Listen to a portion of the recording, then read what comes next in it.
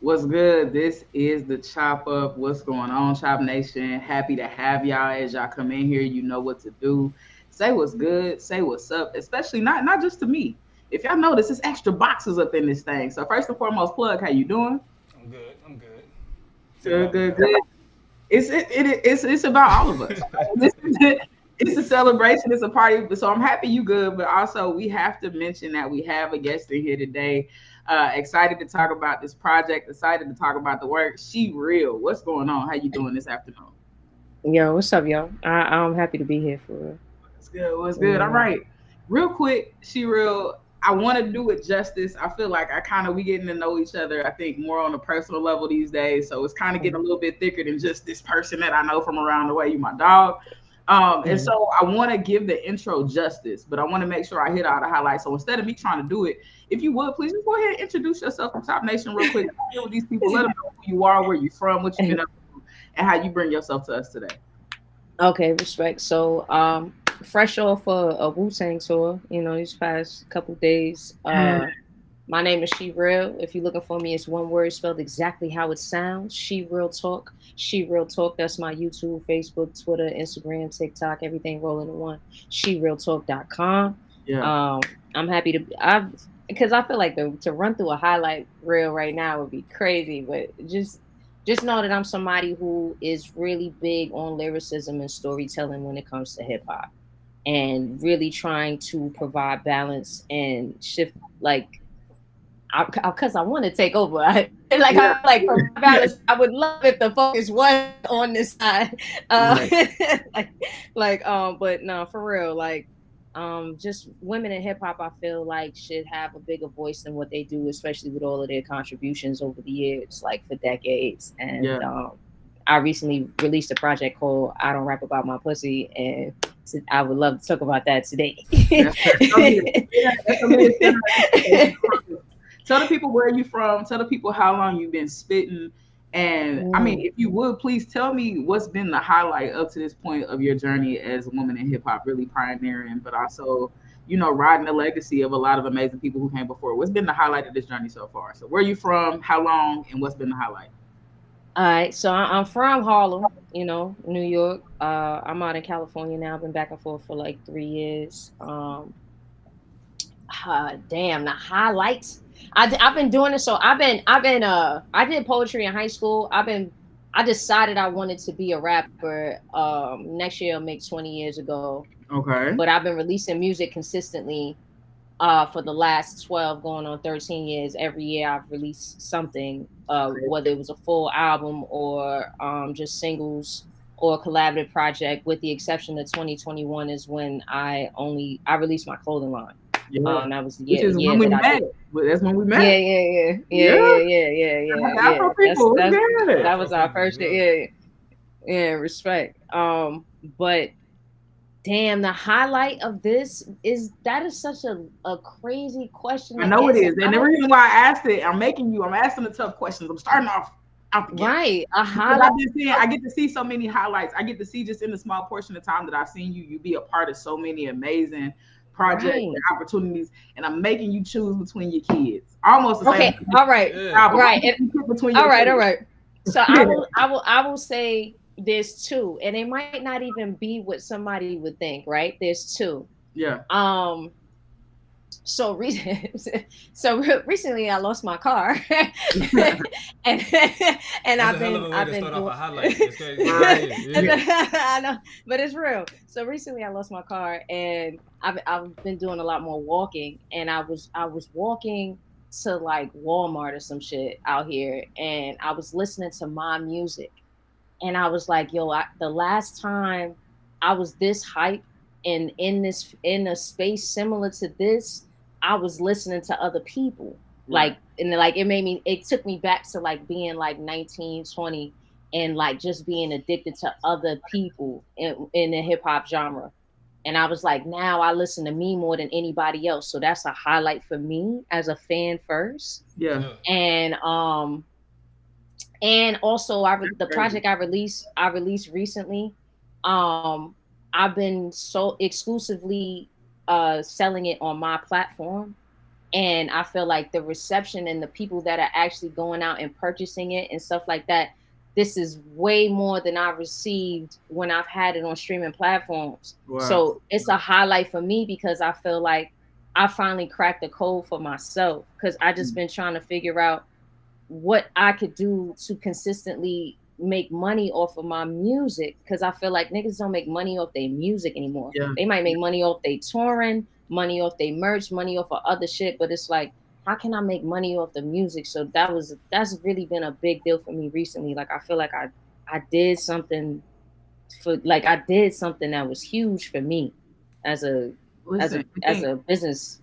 My I'm fault. a creative in a whole different direction, but one of the questions I've been constantly asking is, what can I do to put things out in the world that would allow for me to make money, right, residually, right, or to make money without me having to be there, right? This notion of a stream of income, and this is not that we fall in love with it for the bread. Like, we fall in love with it because we love what we do. We love Right. creating. We love presenting people with new information, new ways to understand and appreciate what it is that we do. But how can I do it without me having to be right there in front of you? You know what I'm saying? How can I Mhm. do it And where it I be can something get you the fact? love.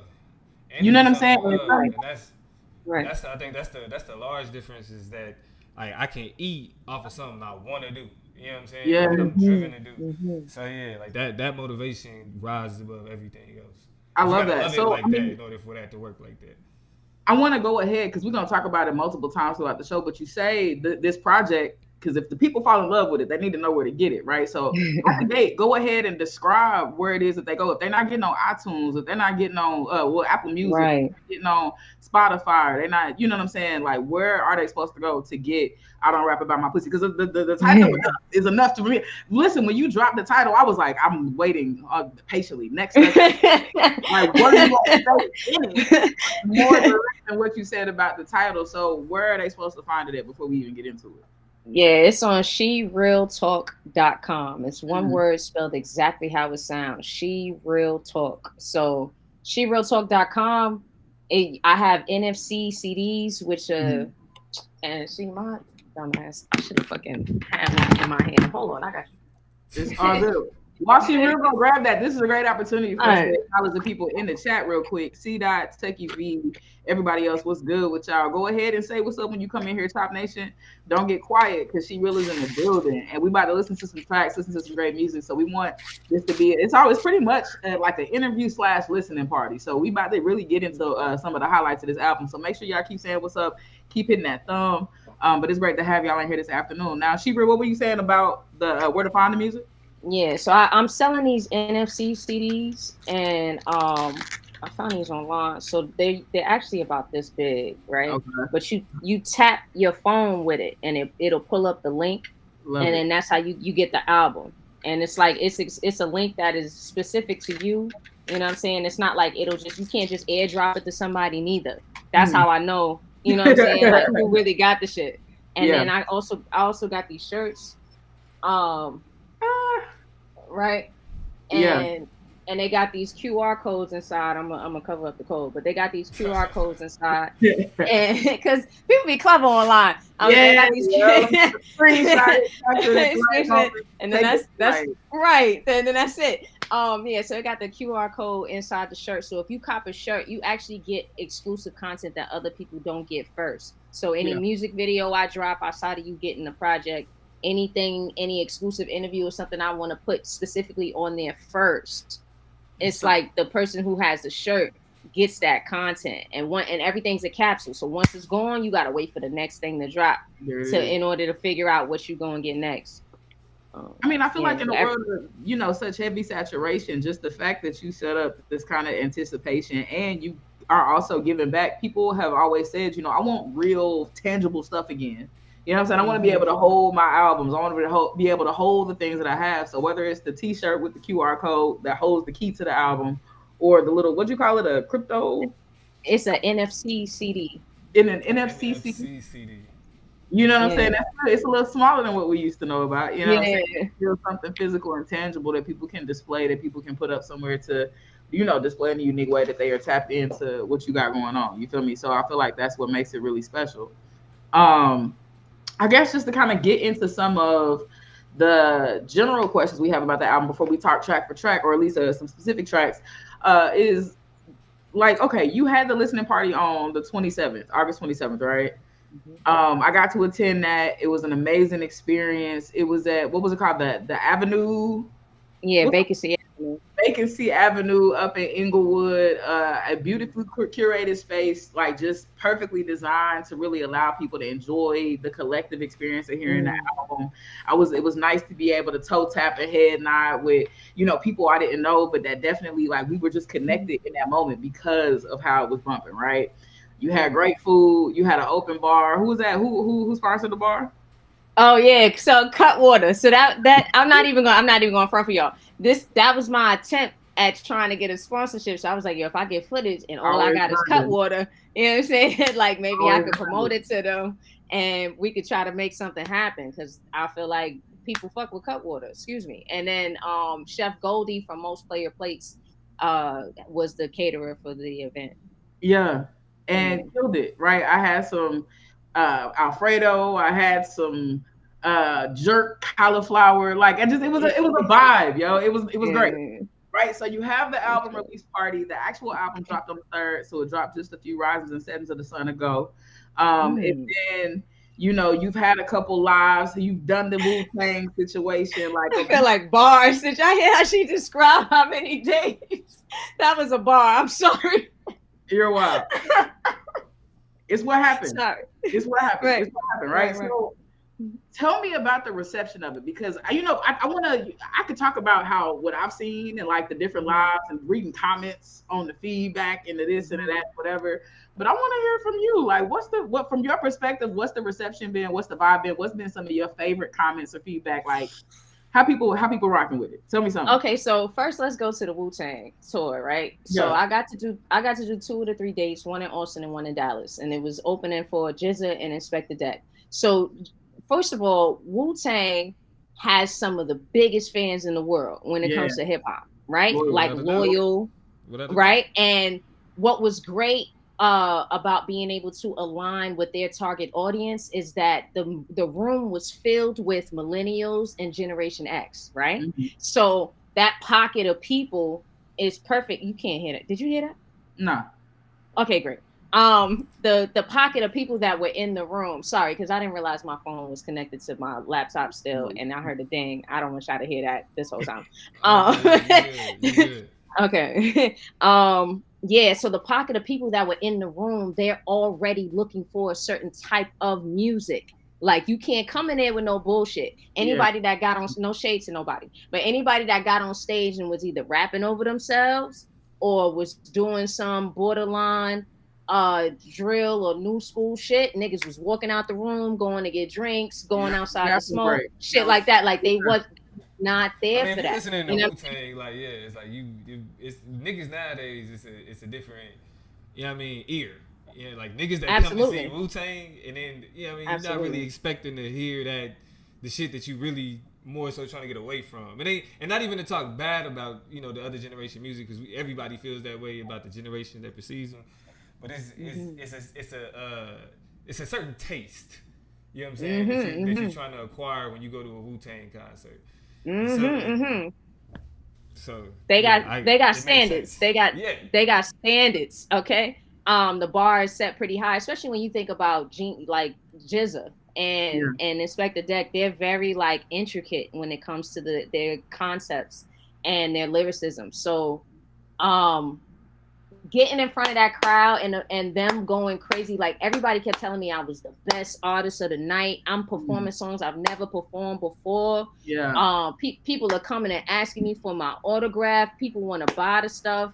I got people trying to share it with their kids. They want me to come out and do other shows. Yeah. It was nuts. And God is always doing God shit, right? So somehow, some way, I ended up being the person that was running the merch table for Wu Tang during the tour, right? Crazy. They needed assistance. I was like, man, it would be an honor, Let's do it. but it gave me a hub. So before and after the show, everybody knows where I'm at, and it's just like before, nobody knew. Even the niggas that work with Wu Tang, they didn't know what the fuck I did. I'm chilling. I'm not like yo da da da da da trying to do too much. I was just Exactly. like, what you need, and just getting shit done. But then when I got off stage, they like, what the fuck? Like, why Yeah, you ain't say nothing? this the one that was at the table. Like, this is the one that was at the stage. And Yeah, then everybody like, yo, that's you the one that sold me my shirt. Like, yo, it was crazy. So then now everybody's coming to the table, and the guys that the manager for Inspector Deck or security, the cameraman, like all the people that was there, they was like, use the table for your shit too. Like, we not haters. Like, if you could sell your merch here, if you could take, you got to take pictures here, you got to do both here. Like, we're cool with that. right. Like you affiliated now. And I was like, this is beautiful. Because some people could be hating like chill, that's not what this is about. And it, like real shit. And like it's so it was love. But it was love on like a oh shit, I didn't anticipate the Yeah. amount that I was receiving, because people felt like I was giving them hope for what hip hop could be or should be, especially from women. And they felt like they had been missing it for a long time. And to hear that and see that in real time was beautiful. It was You know what I'm nourishing. It saying? was nourishing. Man. Like on somebody who said in the album, who said in the crowd, you didn't perform it, but like I said, it just was allowed to just echo and boom and Mm, resonate and sit with folk. And you make a look, you make eyes with somebody like nigga, yes, that was that. Like yes, mm, exactly. And to be a part of that, it was nourishing. You know what I'm saying? Like that's one word I can mm. use to describe it. Like all right, like, and it was one thing, you kept saying, and I appreciate your artistry, not even just for it, but the person who does it, the package that it's coming from, and it's because you're so graceful. One of the things you kept mentioning was like you never really know what people are pushing through to come and enjoy and appreciate your craft. And that particular day was my first, so it was the second day of the semester for me. You know what I'm saying? Like I had just started at a new campus. Oh, then I Mm. start there on Monday. So that was already something new for my weekend. And Tuesday is my long day. Anybody who has ever known me since I lived in California knows I'm unavailable on Tuesdays. Facts. Um, Oh. That's a I fact. just I can't. There are 6 other days you have to choose from. Tuesday is not the day. So when you dropped the invite and I seen it, I was like, all right, let's tighten up. Tuesday is gonna be a day, fool. Because like I get to the job at 10 and teach at 10, and I'm done at 6:45. Right. So the joints start at 7. The listening party start at 7. Yeah, I mean, and I'm like, all right. So I ran to the car. 6:45. All right. See y'all. Thank you for coming. First day of semester. Woo. See y'all again. You know what I'm saying? Like I run. Hit the car, dip, already got gas in that thing. We played ahead, went ahead and pushed up. And in the back of my mind, just like anybody, like you my dog. And I know everything you do to be fire, to be full of energy, to be amazing. But I'm like, bro, I just hope when I get up here, it's a situation. You know what I'm saying? Like I hope it gives.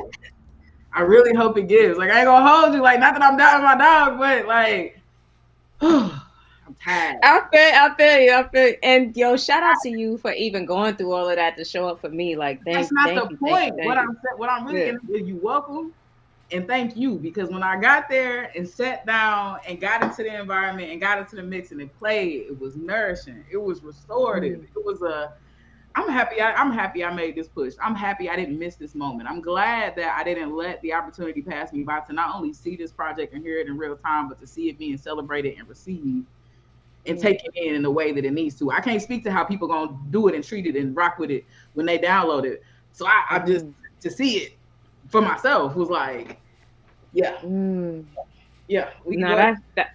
that's huge, because you're an intellectual, like, and the way you guys' minds work is like, to get that from you is big. And I was telling Chrissy B, one of the hosts for the interviews for Check the Record, I was like, I Yeah, get to experience hip hop with my brothers a lot, but I don't always have that exchange with other Black women. yeah, And so it resonates on a much deeper level than people know and understand, because it's like, I don't get that as much, and I look for it. yeah, I look for that sisterhood in hip hop, like for real. Like, oh shit, like you fuck with what I said and how I said it, or how I put this together. Like, those are conversations I be wanting to have with Black women. So for you to say that, that means a lot to me. I was nervous as shit at the event, so I literally went to the back of the room, or was you like did. in the doorway. I Yeah, was not in front where I could see everybody's face, nothing. So it yeah. wasn't until people was like clapping, and I'm just like, are they clapping to be nice? Do they really like the song? Like, yeah, It, respect. So, go ahead. I'm sorry. No, I'm just saying it was great to be a part of, and I'm glad that the way that it felt over here in terms of how it was being appreciated was something that resonated with you, and that you got to see it on the big stage, like at that Wu-Tang show. You know what I'm saying? Because that's the crystallization of it. So let me jump to the second question. Let me jump to the second question because let me see, and shout out to y'all in the chat talking to us. See that said that cover is wild. Like we flashed it up. See that it's just like the cover is wild. You know what I'm saying? Which is the perception of a lot of people. I'm sure, you had a Mhm. jacket on with the cover on the back of it at the show, just in case anybody couldn't get close enough to it. You know what I'm saying? Make sure people seeing what's good. What's up, Courtney? You popping in. Um, but the title is directed in your face. The picture is directed in your face. Let's go ahead and play the track. Let's go ahead and play, because I don't think it's a lot to be said outside of a rap about my pussy, but I think you did elaborate a little bit. So let's go ahead and play the skit for this track, which is you really kind of breaking some things down. And I want to ask a question about how you was coming at some things. So Plug gonna get that set up and pulled up, and we're gonna rock with it in a second. Rock with it in a second. Meanwhile, if y'all coming in, make sure you hit that thumb. Shout out to y'all. If you didn't know, now you know. We in here talking to SheReal. She has recently dropped the project called I Don't Rap About My Pussy. It's available at SheRealTalk.com. In her words, it's spelled just like it sounds. SheRealTalk.com. That's also SheReal Talk is who she is on Instagram, on YouTube, right? So that's what you need to be looking for if you're looking for SheReal. But we are just getting into the album, talking about how amazing the project is, getting into some of the highlights of it. And the plug, I think, is good to go. Yep, To we good to drop go. the title skit called I Don't Rap About My Pussy, where SheReal is going to elaborate on what she means and not mince words at all. Let's get into it.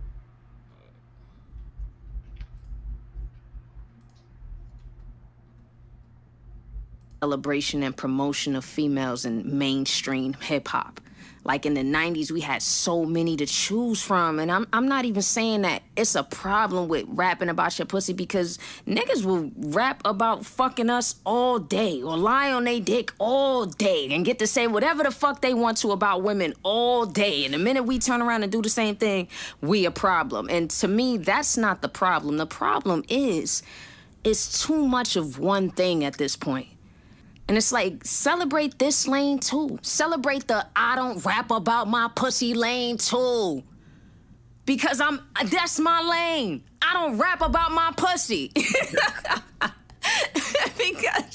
because that's not me. Shit. Yeah. Don't we deserve a voice? Don't we deserve a platform? Because I see the effects of them having the platform. And it's like, how we go from all the different styles we had in the 90s to what we got now. We try to do a ladies' night track now, it would be so lopsided in regards to versatility. I'm not bugging. You know what I'm saying? Like, you know what I'm saying? It's like, it's necessary. It's so necessary for the maturation of hip hop. Because after 50 years, we should be able to assist in helping hip hop grow up. If we the new aunties and uncles, why can't hip hop grow up? Why can't we make sure that hip hop grows up? I'm proud to be a millennial. Shit. Because of all the influences and everything that I've seen. It's like I wouldn't be able to do what I do without the people that came before. And I feel like I try to show my respect and gratitude for all of it by the ways I push my pen. And I would be crazy as somebody who is a fucking millennial to not try to find ways to push the culture. I'm supposed to challenge it. It's an art form. How do you develop as an artist without challenge, without reflection? You know what? My name is SheReal, and I do not rap about my pussy. But I guess if you catch me on the right day, I might just rap about yours.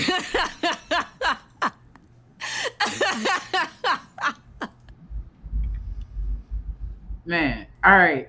So, and the laughter, the healthy laughter, the rich laughter continues, which is one of my favorite parts of that track too. Right. But it's a lot. And Courtney said, I just got here. I want to see the cover. And then I think the cover was shown. Make sure you, yes, it is, Courtney. Yeah. It's the fro. It's the fro on that thing. On that thing.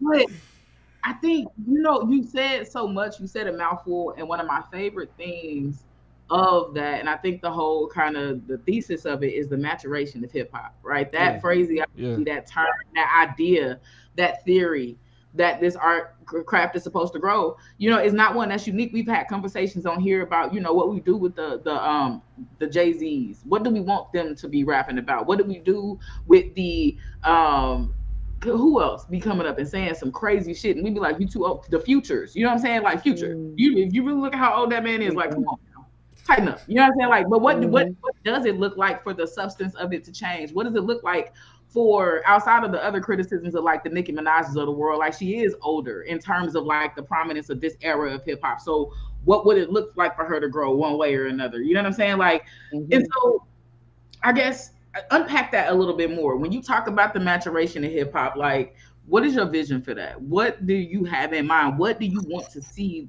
the evolution look like? And what is our responsibility? I would like for real life experience to be reflected through the music. Like, don't sell me a fantasy 24/7. Don't sell me the club 24/7. Don't sell Right. me a persona 24/7. You know Shit. what I'm saying? Like, Don't sell that's sex one 24/7. Shit. man in the way that it's being sold, because Yeah. everybody's fucking to some Yeah. degree, but Yeah. in the way that it's being sold, you know what I'm saying? Like, the conversation should be developing in a different way over time for people who are learning and like breathing the art form, for them to understand like, oh, by this stage, this is what I should be looking for from sexual encounters. You know what I'm saying? Yeah. Because soul ties is a real thing. Why is that not a constant conversation once we reach a certain level? You know, Mhm. like to where we're Mhm. talking about the type of energy exchanges that we're having and what it's like to try to release yourself from certain soul ties and how hard and difficult that can be over time. It's not something to play with as you get older and you realize what you're putting your body through. Yeah. It should just be different in regards to the lessons learned. It's like, how are we not maturing mentally, emotionally, Right. Right. spiritually? You know what Right. I'm saying? Even physically. Like, I love how like the locks is on a huge health kick. You know what I'm Yeah. saying? Like, there's certain things we should be pushing to our people as we grow in age, because they matter in the Yeah. community, not just because we think it's about to make a quick dollar. You know, I Yeah. think a lot about, you know, I mean, for better or for worse, like Andre 3000 shift toward, you know, kind of doing the flute thing, or more specifically, like even the images we get of Big Boy with a grandson, you know what I'm saying, on the grill. Like, tell me more about that. Talk to me more Right, about those facts. days and what those days are like. Right. I really wouldn't mind hearing them. Like, we get to see, or we're starting to see all these celebrities. And this is a RIP to Fat Man Scoop. You know what I'm saying? This is a RIP to a lot of those kind of, Big King. you know, big people who we wish we were able to see age and grow in a lot of ways, but we are finally in hip hop, uniquely, finally able to see some of the pioneers, some of the, you know, the OGs get old. So like, don't stop Cause, telling stories. right. Cause look at what Busta Rhymes and Missy just headlined her first Exactly. tour. To know that that was the first tour she ever headlined is crazy, because that means in her prime, y'all didn't put her on that pedestal. Is Yeah. crazy. But the fact that she's able to be healthy in a space where she can still deliver, her Mhm. and Busta Rhymes and Sierra. You know what I'm Yeah. saying? Or look at what Killer Mike did with his project. That's a phenomenal project. That shit I felt like it was so needed, because I missed aspects of the gospel elements incorporated into the music, and Yeah. I love that he was able to give us that. Like, it's certain people, and I mean, look at like a Rhapsody. There's certain people that are out here focusing on things that matter. Rhapsody was focusing on mental health, you know what I'm Mhm. saying, with Felicia Rashad portraying the therapist in the skits and stuff like that. Like, there are people that are doing it. It's just, I would like in mainstream culture for it to be pushed more. Yeah. Like, it's not that it's not happening. This too, we're like, we have so many people releasing music every day. It's crazy. It's Crazy. just mainstream.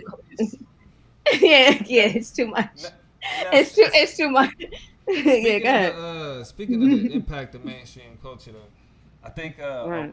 a relevant conversation or like a crusade that somebody like Dr. Umar is on, and his stance on hip hop, because he's every opportunity he gets, Dr. Umar is making the argument that hip hop is like one of the worst things for the black community, and he asked those questions like, what has hip hop done? Have you seen any of these interviews? These Umar Johnson I didn't know he interviews? said it the worst. It's the worst thing. Why? Yeah, because his argument is that when you look at when you look at what hip hop glorifies and what gets glorified, and even with all these millionaires that have been made off of glorifying these images, they like that hasn't been invested back into the communities that they created these images on, and created institutions. I mean, they got record labels, but where the schools at? You know what I'm saying? Where the Yeah, some hospitals? You know what I mean? All of these okay, things. right, because we have a few schools, but no, we don't have hospitals. No, we don't have, and there's a lot of things that we don't have, like farms or like where we're producing our own food, like Right. focusing on agriculture, so we can Right. develop resources that actually help our people. If we didn't have any, if people were to actually go outside and cut off our water, like what are we gonna do? Like there's certain things we're not putting money and time and energy into. That's a fact. Yeah. Yeah. But we're also programmed to operate in a certain way. And so I feel like now we're in an era where we're having these discussions more, that if the right seeds are planted, you'll see it transpire. Like it'll happen over time. It's just like we're just that young. Like a lot of us are that young. Well, it's the same way mental health is a conversation amongst our era more so than ever before. Right Like on. there's certain things that the people that came before us, they just wasn't there yet. Yeah. That's Yeah. the fact. Yeah. They just wasn't there yet. And so Yeah. now that we're here and we're having this conversation, that means it's up to us. This is true. I mean, I think when I think about the maturation of hip hop and I think about, like you said, our culture and the things that we've started to value, I think it's about baton passing. But I think a lot of that question it lies on, the Waynes, because I mean, I see resurgences. Like we see some of our favorite artists go away and then come back again and they on the same shit. You know what I'm saying? And it's like, at what point do you make a decision that why you still got the ears and the hearts of the people, you know what I'm saying? Why you still beloved by people, why you still get some type of clout and bump with these niggas, that you want to leave them with something meaningful before you go.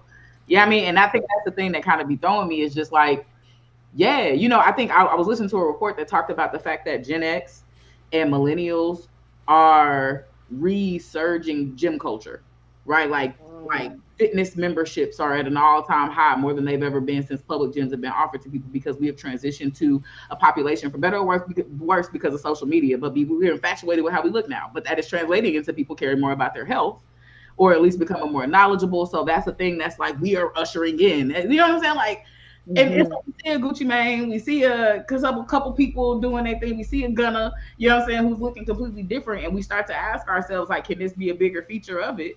Because we are also Giving losing them a niggas too much credit. Them niggas on Ozempic. and this is that's where it gets complicated. But I'm just talking about Niggas is grown on people. Ozempic. I'm just talking about grown people talk. You know what I'm saying? Yeah, Like if this is what we really are talking about, then how is it not creeping its way into music? You know what I'm saying? There's so many things that we care about that our lives are centered on. And it's just not making it into the music that's been given to us to appreciate. And the decision we've been forced to make is to say, well, everything ain't for us. Well, everything ain't for me. But ain't shit out there in the mainstream for me. Like I'm cool. What part of and that's why really what you saying resonates with me, because I'm cool with admitting, on one hand, everything not for me. Everything that's supposed to be for me. Sexy Red, not for me. The such and such, not for me. Certain niggas, shoot 'em up, bang bang, emo, like not for me. It's just I love you. Like XXX Tentacion, not for me. You got it, right? Yeah, so I'm cool with that. But then what is for me? And then if we have the SheReals out here at least trying to answer that question a little bit, or trying to get the collective or the culture to start to think about that. Because I still want to patronize. I still want to buy. I still want to go to shows. I still want to. We the ones with the money. Yeah. These niggas ain't got no money. You know what I'm saying? What is I think the problem is with the intersection of hip hop culture and pop culture. Because literally the foundation of pop culture is hip hop culture. Like the way that, whether it's how they talk, how they dress, and especially TikTok has really been able to fully display this phenomenon where you have regular black people slang is now being called Gen Z talk. Like how the fuck did that happen? Like that's just how we talk. You feel me? And so because hip hop is routinely kind of like really translated through capitalism and neoliberalism in ways that how we understand people, but people making money off how we understand people. We don't control the resources that hip hop generates. in order for us to be able to be like, that's not mainstream, this is mainstream. Yeah. You feel me? We don't have we don't control the resources. Like if with somebody like SheReal, if you had the type of resources that they put behind somebody like Little Yachty. You know what I'm saying? Like what? Like then what would that then look like? The relationships with the radio stations and the streaming services to be able to prioritize and feature certain people's music. This shit is manufactured. And that's why I don't agree a lot with that Umar Johnson. But I think, and I don't have the same perception of hip hop that Umar has. I think culture matters, and because we as black people, everything we've all like any work that we've done, this country has taken on its own and generated some value for itself while denying that to the people that they taking it from. And hip hop is no exception. You feel me? And it's like being able to overcome that kind of gap, that resource deficit, is what's going to be able to make it to where when you say people like us, like the mature people, the millennials who are now going into their late 30s and 40s, you feel me? Like, yeah, we still listen to rap. It ain't went nowhere. Like, we the first generation where we've always known rap. Always. We've never lived, like mama and them, like, they was like, oh, what is this new shit? That was to them. Like, nah, hip hop has always existed. We came into this world, you know what I'm saying, on Pac and everybody else. Like, them is like cultural phenomenons. And so, but I think this is why the onus, why that responsibility. I think that's why SheReal, you putting the onus on us. You specifically talk to us as millennials. You know what I'm saying? As the people, the burden bearers who have the responsibility of deciding what then the next era, the next evolution, the next revolution of it looks like. And it's because that's all we've ever known. You know what I'm saying? So we have the better discernment is what I almost feel like you're saying for what it should be. Cause okay, so I don't know if y'all kung fu fans. Y'all ever seen 36 Chambers? I haven't. Yes, no. Okay. Yeah. Okay, so all right, so I like kung fu movies from the 70s, and 36 Chambers is a story about a man who got to go to a Shaolin temple and study each chamber and master each chamber. And when he got to the end of the 36, they looked at him and was like, now that you've mastered, and it wasn't easy for him to do, just to let y'all know, this was like a very tedious process. Yeah. But he figured it out. And when they asked him what he wanted, like what chamber he wanted to oversee and who, because he could pick any one, he was like, I want to open up the doors to the temple to the people, and we could go out and teach the people. And they was like, we don't do that here. What the fuck is you talking about? You know what I'm saying? like this is like this is some exclusive shit. They pick and choose who get to come in here. And he was like, well, that's what I want. And they kicked his ass out. But what he went and did with the knowledge was it was in him to be a teacher. So he went out, and when he went back home and his people was being bullied by other people and also he taught them the ways. He taught them how to protect themselves. He taught them how to fight. And so I always feel like there's certain people you never gonna get it from. Yeah. No matter how much you wish that they would grow the fuck up, you never gonna get it from them. And it's not like we don't only see that in hip hop. We see that in our family. We see that from people we know. We see that on our blocks. You know what I'm saying? Like there's some people that just don't learn or mature with certain things in the way that we know would benefit them in a better way than how they live and whatever. But the ones that get it, they supposed to be the ones that's doing it straight like that. I mean, and it's ones who get it. I mean, we've talked about, for example, we've had a Meek Mill, clip on here where he's talked about the fact that he wanted to rap different, and they said they didn't want to hear that shit. They didn't, you know what I'm saying? And so he had to flip you know what I'm saying? There's just such a demand to change the content, to meet the need, to meet the trends. Debate. Hip hop is all about trends. It's all about what's popular. It's all about what's interesting. And it makes me think about kind of, and y'all saw me kind of go like this before, and it's because I was thinking about like the blaming that I feel like goes both ways, like between two parties. One party being the hip hop industry, another party being the fan base. The fan base is like, well, shit, this is what they putting out, so this is what we listen to. This is what y'all got make available. So this is what rise to the top. So this is what y'all put on the radio. So what I listen to. On the other side, the record company's like, well, shit, this is what they want. This is what they listen to. This is what they eating up. So if they eat it up, we just gonna pump it out and give them what they want. And it's like somewhere somebody needs to stand up and be like, this is what it's gonna be.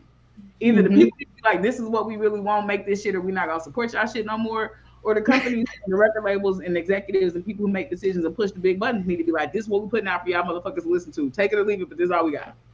You know But what I'm saying? you see they numbers dropping like crazy. Yeah. So When you, the people are showing that they not satisfied. You know what it's I'm true. saying? Like this True. ain't enough. And Record then on sales the flip at side, all-time low across the industry. And they OD. And I'm also like, divesting from like hip hop imprints. Like hip Yeah. hop imprint labels, like like hip hop dedicated labels, the subsidiaries and shit. Yeah, they getting smooth. They getting all the way rid of them, all the way rid Losing of them. bread. man. And so but I feel like that's happening because of the lack of substance. Like you can't feed yourself off of the bullshit that they are selling. It's all fast food. Yeah. And people's way too people that's really hungry, they gonna go back and listen to the older shit as opposed to just rocking with what's out right now. You know what I'm saying? And then it's like you looking for your fans to uphold the standard, but it takes for certain people to stand up and be like, nah, this is what we doing. Like Kendrick trying to like completely trump and demolish Drake is for Yeah. it's like culture versus corporation. OD. Like this is Yeah. we're not allowing this. This is what we should this is what the standard should be. It's coming in and making that noise and not being afraid. You know what I'm saying? There's some people that they don't got the heart or the balls to do it. And And I there's some don't, people that really don't know how. yeah. And I It's don't about want a they trying to eat. yeah. Sorry, yeah. No, They no, no. trying I to just eat. don't want to underestimate too when you say it's all fast food because fast food has its place in the world. You know what I'm saying? You just supposed to Boom. eat it sparingly. I remember the Food God Pyramid. We know it wasn't correct because they had a Yeah. bunch of bread at the bottom. They told us to eat a All bunch the of way bread. off. And that And the wasn't milk and the dairy, crazy, yeah. right? Crazy proportions, but they were on to something at the top, right? When they said they put the little sweets and stuff, and they said sparingly. They didn't kick it off the pyramid. They just said be selective, be mindful about, you know what I'm saying, Yeah. what you gonna do. My favorite tradition was to go get me a nice little couple of mac chickens before a nice night out in Emporia, Kansas, when I was in college. Tradition. Sparingly, you know what I'm saying? Like we gonna space that shit out a little bit because that's not sustainable. You know what I'm saying? But every now and again, you can go and have these other things that feel these, desires to shake your ass and these desires to turn the fuck up and these desires to whatever the fuck, scratches that itch. Balance. You know what I'm saying? Yeah. Balance. I want to keep pushing the conversation forward because we want to play some tracks too. But I guess my third question before we get into the specifics is about the amount of features because there's a lot of SheReal on this album. It's just you really talking to the people and listening to the people, and that's amazing, right? I think that is great because this is multi-track. Like I think it's 17 um, Yes, MC tracks. Yeah. between the tracks and skits. And so we get to hear from you, and you're not hiding behind nobody. You're not relying on nobody. You're not waiting on somebody to elevate your tracks. You know what I'm saying? You really are just like, I see the vision and blueprint for what I want to communicate. Let me do it. Press record. I mean, I But, tried. There were but certain people I did reach out to, and I won't say who. But I'm also in a space where I'm not chasing. yeah, So if I didn't get it, I gotta you could get on the remix, so I gotta get you next time. You know. which is what I respect because I was gonna ask, how do you, based on just how sparse it was with features and a lot of yourself, how do you decide who to invite in and who gets chosen and what that process looks like? What does that look like for you, just in terms of who can come to the party? That's spirit. So when I'm creating, if I hear you on it, I'm gonna ask. That's it. It's got to be something that your voice pops into my head, and that's anybody across the board. There's no Yeah, limitation on what that spectrum looks like. So it's like the song "Get Your Ass Out Your Seats." I heard Busta Rhymes and Rod Digger on it. You know yeah, what I'm saying? yeah, I can't pick up the phone and call this man. You know what I'm saying? yeah, Like, yeah, or call this woman. That's not how this works. So I create from a space where this is what it would sound like if I had them, and I pray when they hear it, they will reach out to me. It's about, oh, how well can you uphold what you're trying what to you trying to attract, attract? Come on, right? come on. So it's the same. It's the same with the you gonna have to respect me. I wanted Missy on that track. You know what I'm saying? So it's like I gotta do this in a way that I think if Missy heard it, she would be like, oh, who My is God, somebody find her right now type shit. You know what I'm right? saying? But for me, I think a lot of the producers were the highlights, like were my features, as opposed to me actually going and get people. Shout out to C who featured on Mm-hmm, Murder Self Hate, and shout mm-hmm. out to Ali Star that featured on Pain So Heavy. But it was my producers that I also felt like carried the weight of being a feature on the album because they created the soundtrack for exactly what I was looking for. And Exactly. a lot of these people are working. Like it's not like Ashley that did Fight for Me and 101 the Rikers. She was on tour with Nicki Minaj last year for her Pink Friday too. You know what I'm saying? Like she produced one of the records on her album. She's a violinist. She was playing. She's worked with crazy people, Saha the Prince, like all types of people that are dope as fuck. I was watching TV the other day and she popped up in a movie. I'm like, bitch, what the fuck? Like she working. You know what I'm saying? Or like Tea Time, when Tea Time was mixing Teacher for me, he was in Africa doing the live playback sound for BB Winans. You know what I'm saying? Like this man is like, he works. You know what I'm saying? I've seen him like, I remember he had a record that came out that Sheila E was on. Like he's worked with a lot of different people. I don't know if some of the stuff that I know about is stuff I can talk about, so I'm not gonna run down a list for him. But he works. And Tea Time and Ashley are two people that play damn near every instrument. They engineer, they produce, they songwrite. You know what I'm saying? So it's like, it was me going to find people that could help develop the sound I was looking for.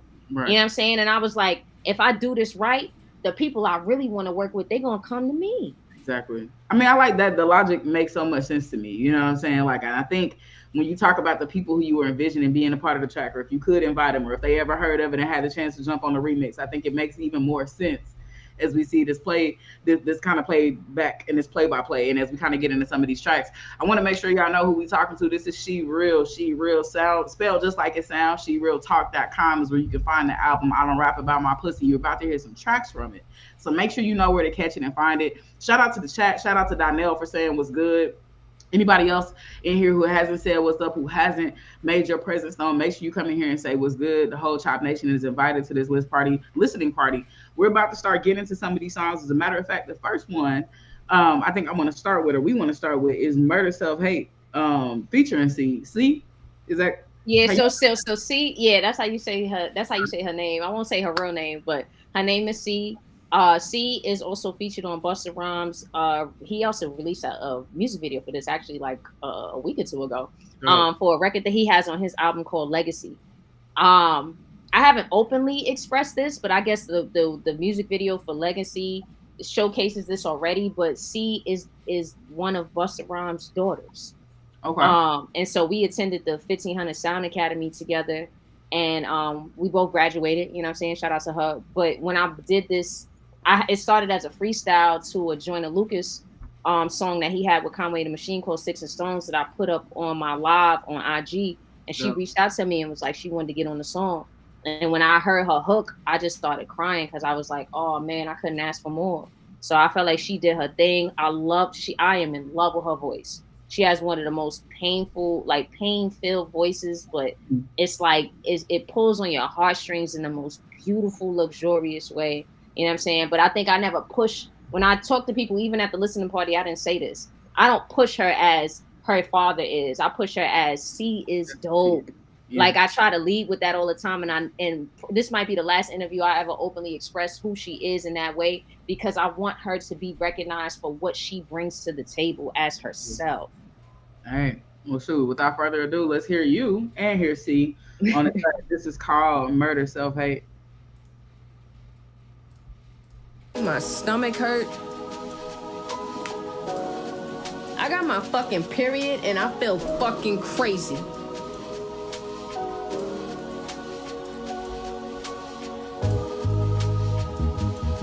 I feel like guys don't go through this emotional shit. Like, I be saying women so emotional, but it's aspects of our hormones that we do not control. I battle with highs and lows, fall settle the base. I thought that music would be my sweetest escape, more than a money chase. Been scraping through pocket change while dodging the fees at the bank. Or we like Mrs. Officer, been mentally dropping some ranks. This ain't no sympathy cry, cause truly I made it this way. Trying to walk the walk and not just talking, let Aerosmith play. Back and forth from New York out to Cali, still boarding some planes. Maintaining images that my mirrors don't seem to display. Trying not to lose and stay delusional, cause one day I'ma make it, they say. And from their mouth to God's ears, I add my 2 cents and pray. Placing me places that I never thought I'd see to this day. Time and environment and trust is like a Russian roulette. Bang, bang, bang, bang, bang, bang. I gotta coordinate. I had a Phyllis Wheatley moment in this courtroom today. While fighting for a place I no longer can afford to stay. I sacrificed for half my life, for what a price I must pay. I swore I have it all figured out by the age 38. No, I ain't 38 still. My age ain't up for debate. So far from home, I still ain't seen my first meal in the bank. Feeling so bleak, a can of beans got me in races over gas, so gas to be a PA. Like God don't let me miss my moment, truly begging for grace. One floor below Miss Grace apartment, guess it was no mistake. I'm always covered like my face, my afro plays Golden Gate. Heaven in my eyes when my mind is in a limbo state. Like you gon' fight for you or let your body fall to the waist. I've been in debt since I left off a clip and flying with faith. So hard to do it big when I don't know my worth in this space. I'm trying God to tuck the pieces, falling safely in place. Shout out the Taurus that shed a light that just helped like my weight. Shout out Aquarius that always got my back to this day. Shout out the Pisces that tried to position me making plays. Shout out the Virgo that birthed me, I wish I knew what to say. Without my mama, shit, my dream would be a fantasy, dang. Shout out my Scorpio brother for pushing me to be great. Fuck sticks and stones, I got my purpose, ain't no reason to break. Just needed time to love what's mine, I'm trying to murder self-hate. Just needed time to love what's mine, I'm trying to murder self-hate. Just needed time to love what's mine, I gotta murder self-hate. Damn. Started to feel my soul. It's cold, cold, cold. Oh, oh, oh. Only way to feel my soul is through. Lord, help me, please, help me, please. Murder the self-hate. Kill it for me. Murder the self-hate. Please kill it for me.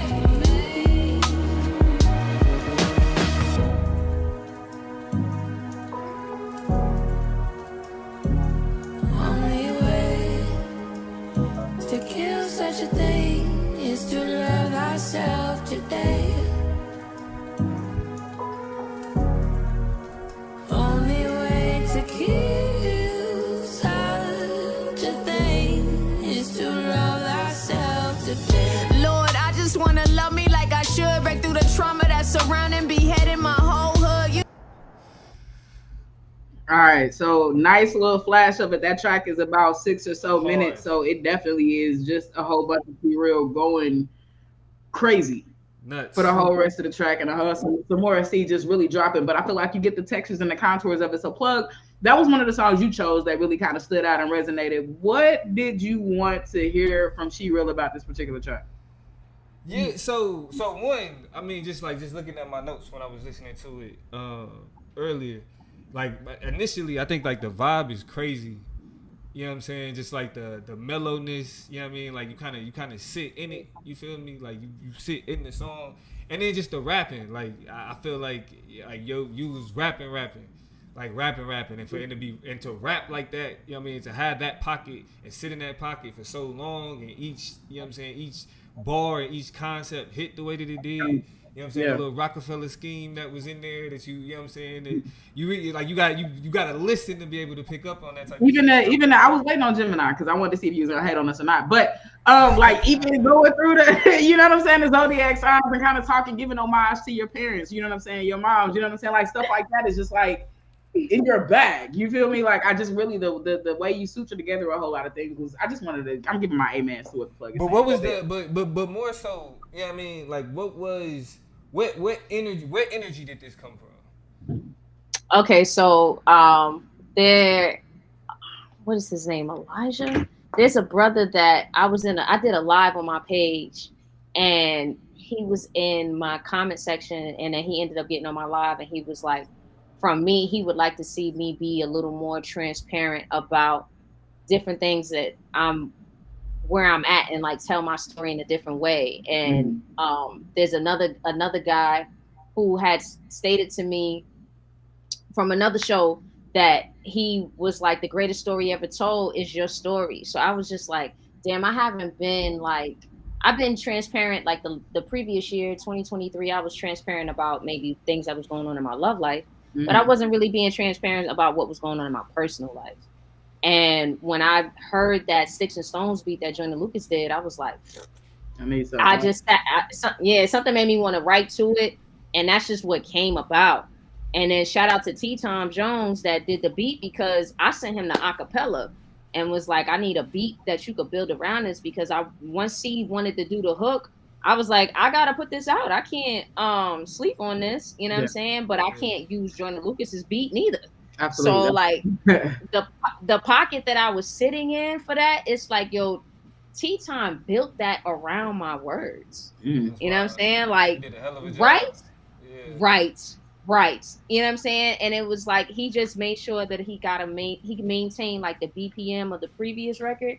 Yeah. And it's just like I feel like he knocked it out the park in regards to just the melody, like vibe aspect. Yeah.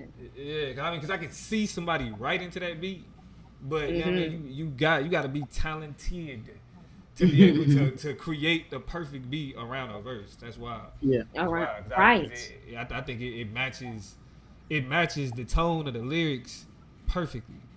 You know what I mean? Right. So yeah. We don't always get that. That's I mean, I think more of a delicate part of the process a lot of people don't appreciate. It's more than just I like that beat. That beat go hard. Ooh, I can kind of jump in there and find my way through the beat. You also got to figure out what is the tone, what are the contours and textures of the experience I want the listener to have, and how do I feel? You know what I'm saying? In what ways can I elevate the beat to make sure that these things kind of crescendo into each other in a way that means something to me? And so I think that's what we get out of Murder Self Hate. The second track I want to get into is the one that I chose that stood out, right? And this is there's some I won't even call them honorable mentions. I just felt like songs that was too easy, right? So Get Your Ass Out Your Seat, it was too easy. It was too easy to pick that to me. Because that's chill, because you know that a couple people, and I only said this to the nigga that made the beat and some of the other producers. It was people in my circle that told me not to put that song on the album. Really? Yes. So you see your face for you to be like, that's too easy. It's like that wasn't the general response that I got from everybody that heard that record. And there's a couple records on the album that niggas was like, don't put this shit on here. You don't need it. It would be a more concise, complete project without it. Like you would have no skips. And I'm like, I don't think this record is it's something that niggas is gonna skip it. Yeah. And we can't play all. I don't know. You got to go listen. If y'all want to know this song that we trying to go back and forth about and figure out, and we feel differently about, and that I clearly feel differently than other people about, get the album, because Get Your Ass Out Your Seat to me, it speaks. It's a single. It's a turn up crowd record. You know what I'm saying? It's one that exists in a way that I think has people wanting to vibe with it, and will find a way to the appreciation of the verses just by the chorus itself, by the hook itself. You know what I'm saying? So that's just me. So that's why I didn't choose this one to talk about. I want to sit on WTP Air It Out, right? WTP Air It Out. Play this track real quick, plug. And it's this song, I love it because the first line, which is what I really want to talk about when we get to post song, kind of just getting into it. I love it. And I got some questions about that shit, but it made me laugh. You know what I'm saying? In a couple different ways. I think the J. Cole mentions in there that y'all gonna hear made me laugh. There's a line in there where you straight up say, is this the song? No, this is not that song. It's another song where it made me laugh. But I think this speaks to just the energy, the personality that's in these songs. You're saying shit and it's hitting, but you also make me laugh a little bit. You make me reflect a little bit. It's a jam. So go ahead and drop WTP Air It Out. Like I said, that first line of the song is what I really want to ask you a specific question about, but we're going to listen to and enjoy the whole track. Look, all you got to do is get up there and do what everybody else is doing. All right. Stop overthinking. Yeah. Don't you want to get paid? Yeah. Then shut up and rap, bitch. Shut up and rap. Where the women go, the culture goes. Guess that pussy got you comatose. Celebrators, we the perfect hoes. Got the babies taking off their clothes. Love the groomers with their videos. Get your money, let the city know. Celebrators, we the perfect hoes. Celebrators, we the perfect hoes. Whoa. What the fuck? I can't do this shit. J. Cole told me never save him, so I just congratulate him. Come on. Nobody asked you for your fucking opinion. Damn, Somehow relax. labeled as a hater when I say this ain't the thing that I want. Aren't you tired of being fucking Yeah, broke? J. Cole told me never save him, so I just congratulate him. Come on. So you better rap this is what not the what I thought fuck we I was about to do. wrote. Somehow It's like labeled as a you're hater trying to when make me I into say something this I'm ain't not. the thing that I want.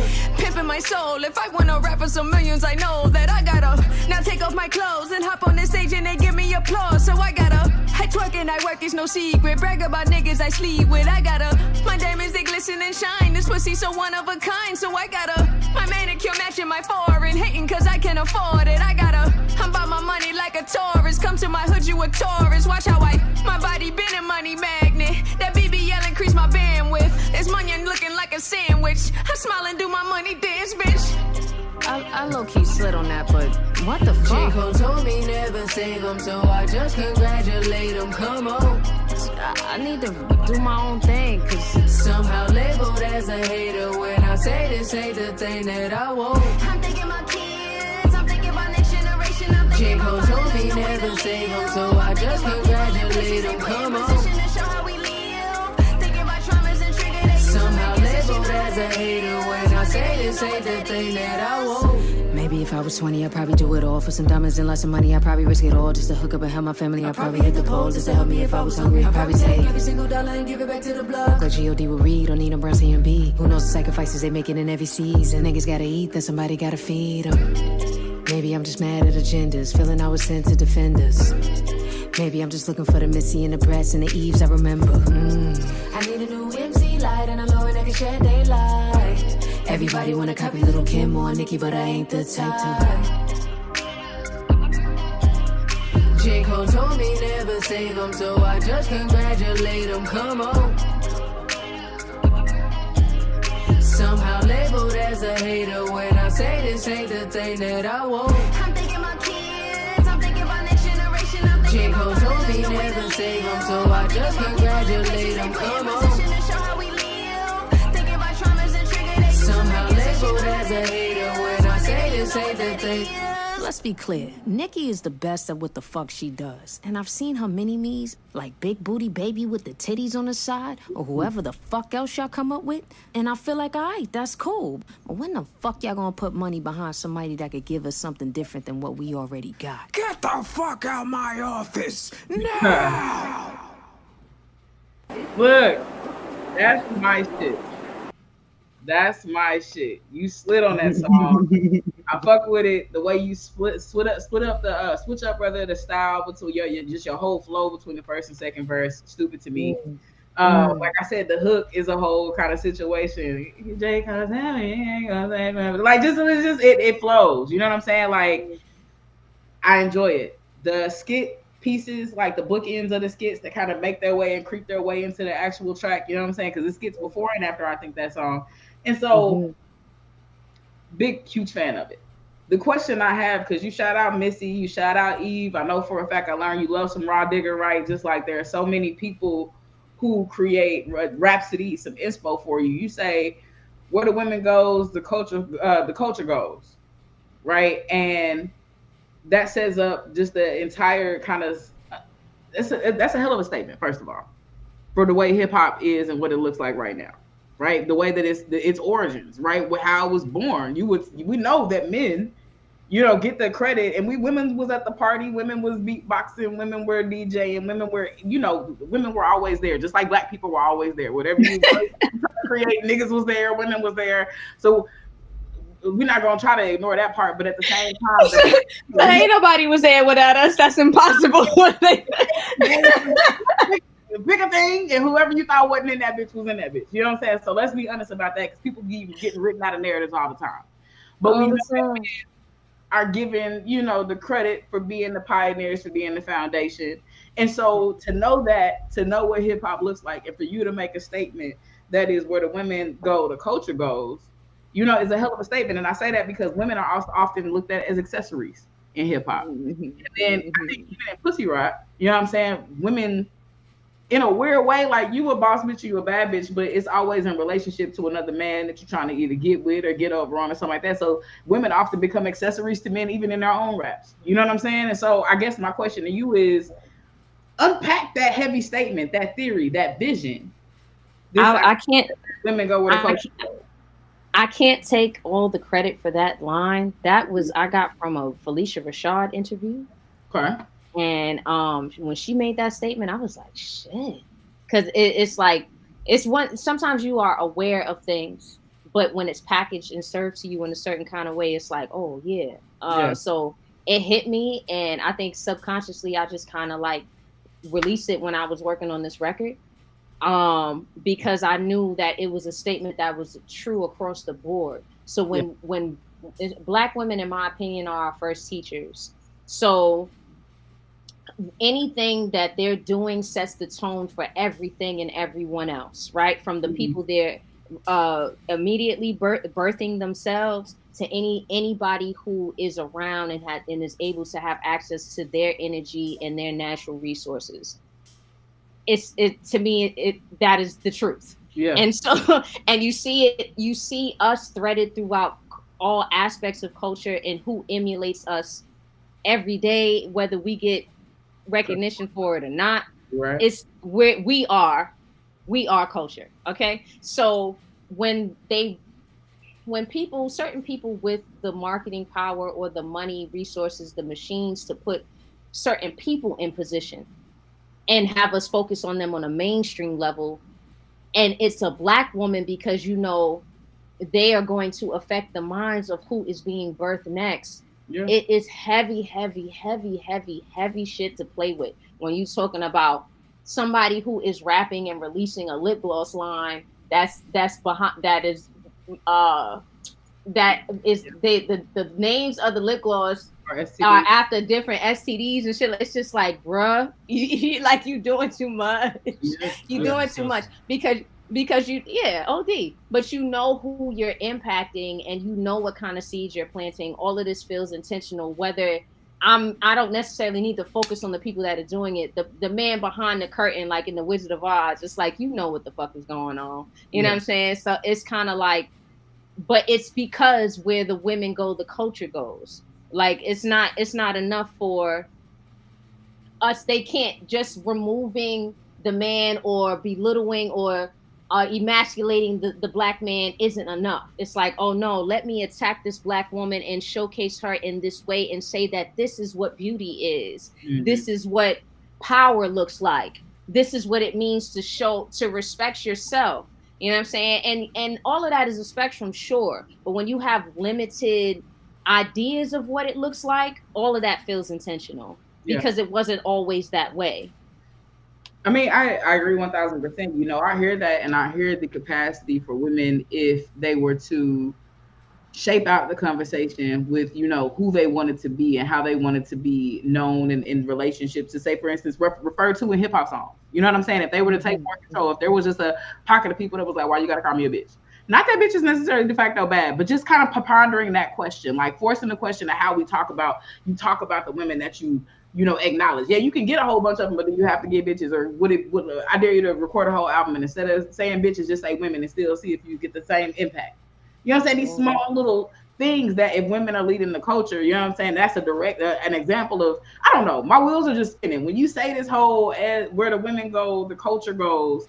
I'm thinking about different things that we should be asking for, that we could be demanding, that we could be, you know, doing and applying to ourselves in order to take and shape the narrative, Yeah, the way that things are playing out, or at least to broaden it. You know what I'm saying? So it was captivating. I point to that.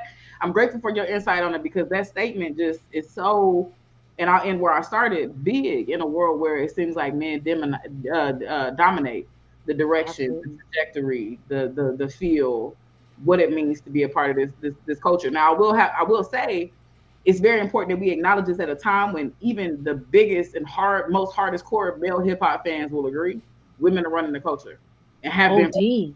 for 3 years. You know what I'm saying? In terms of OD. that's selling, in terms of music that's making money, right? Women are the ones getting the bag in the culture. So even when you say the It's direction, entertainment across the board. yeah, The music, the sports, yeah, and the acting, the movies, the show. Like it's women. It's a woman season right now. Like yeah, crazy. there are strides being made, and so in a lot of ways, we do get a chance to dictate what the culture looks like. You would be lying, and you can say and scoff at the WNBA, for example, all you want to, but you'd be lying if you didn't say it was tangible and palpable, the impact that women's basketball, for example, was having on this country. You can say what you want to about hip hop and about the culture and about what, but you'd be lying if you just wanted to look at what the record sales are saying.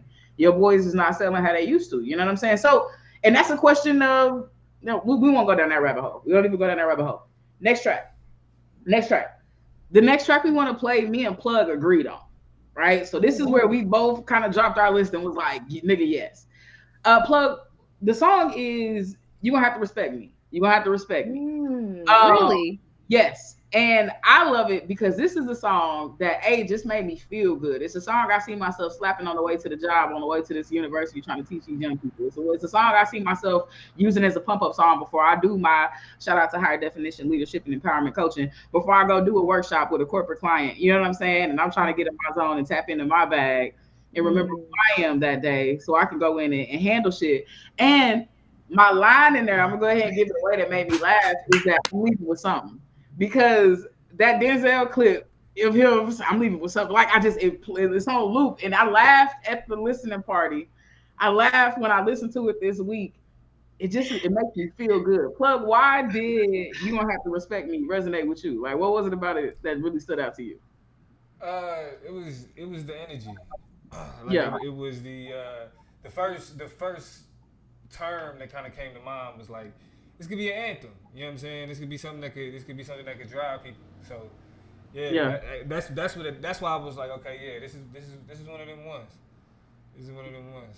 Well, we might as well not keep it from the people. If you in the chat, if you just watching, go ahead and hit that thumb, hit that bell so you can say subscribe to conversations like this that we be having across the board. We do a little entertainment, do a little politics, we do a little real life, we do a little entertainment, everything. So make sure you are connected to the Chop Up Show. Make sure you hitting that thumb. Make sure you in the comments. But go ahead and drop the track. You're going to have to respect me, bitch. I am the hustler of the year. Bitches. You gon' have to respect me, bitch. You gon' have to respect me, bitch. You gon' have to respect me, bitch. Wait, let me talk my shit. You gon' have to respect me, bitch. You gon' have to respect me, bitch. You gon' have to respect me, bitch. Wait, let me talk my shit. Oh, I'm a natural queen. Hustle on Kiki, I attract my dreams. Yeah, that means I put in work. LeBron James era, bitch, I know my worth. Oh, I love me down. Self-care era, don't touch my crown. Tiana Taylor, I stay in my bag. If it ain't about the money, you could call me back. You gon' have to respect me, bitch. You gon' have to respect me, bitch. You gon' have to respect me, bitch. Wait, let me talk my shit. You gon' have to respect me, bitch. You gon' have to respect me, bitch. You gon' have to respect me, bitch. Wait, let me talk my shit. I show love and I show no mercy. Bow down, bitch, before I make you curtsy. Ooh, drip go so hard. Haters might drown on the boulevard. Face card making like stomp the yard. A God-given dream why I go so hard. I kill shit with my tomboy swag. If I don't big mama, you could call me dad. Ooh, daddy, ooh, daddy, ooh, daddy, get it, bitch. Ooh, daddy, ooh, daddy, ooh, daddy, get it, bitch. You gon' have to respect me, bitch. You gon' have to respect me, bitch. You gon' have to respect me, bitch. Wait, let me talk my shit. You gon' have to respect me, bitch. You gon' have to respect me, bitch. You gon' have to respect me, bitch. Wait, let me talk my shit. I'm leaving here with something. I'm leaving here with something. I'm leaving here with something. I'm leaving here with. I said I came to get what's mine. Ain't nobody blocking my shine. Many years I've been on my grind, and now, baby, it's my time. I said I'm leaving here with something. I'm leaving here with something. I'm leaving here with something. I'm leaving here with. I said I came to get what's mine. Ain't nobody blocking my shine. Many years I've been on my grind, and now, baby, it's my time. I said you gon' have to respect me, bitch. You gon' have to respect me, bitch. You gon' have to respect me, bitch. Wait, let me talk my shit. You gon' have to respect me, bitch. You gon' have to respect me, bitch. You gon' have to respect me, bitch. Wait, let me talk my shit. I am the hustler of the year. Bitches. Hi, My name is question. SheReal, and I'm a How is that rapper. real sweet? Well, fuck you then, bitch. Yeah, it gets hectic. It gets hectic. So I ain't even mad. I ain't even mad that it went ahead and rolled into the next one. But man, like you're gonna have to respect me, bitch. Like, who were you? Who were you? Like, what bag was you in? What mindset was you in that track? And then who do you want? Who did you write that for? Who was that for? Right. Because okay, so I I don't have no songs. I don't have no what I consider girl songs, right? Yeah. And a lot of women that present to be more feminine express that to me often, and I'm always like, I don't know what I'm supposed to do, right? Yeah, And it's so me. I'm a girl I in the song. did. Right. It's like, right, I'm just being myself. So one of my ex-girlfriend is one of my biggest champions uh of my music, my craft, my artistry, everything. And when she heard the hook on a song that I released back in April called Ella, she was like, why doesn't the entire song sound like this hook? She was like, she was like, and it's a smoke record. How you go from this smooth ass vibe to like rapping? She like, nobody want to hear that shit when they high. So this is how she talking to me. So I was like, damn, okay. So she was like, because there's a lot of women that love my natural speaking voice.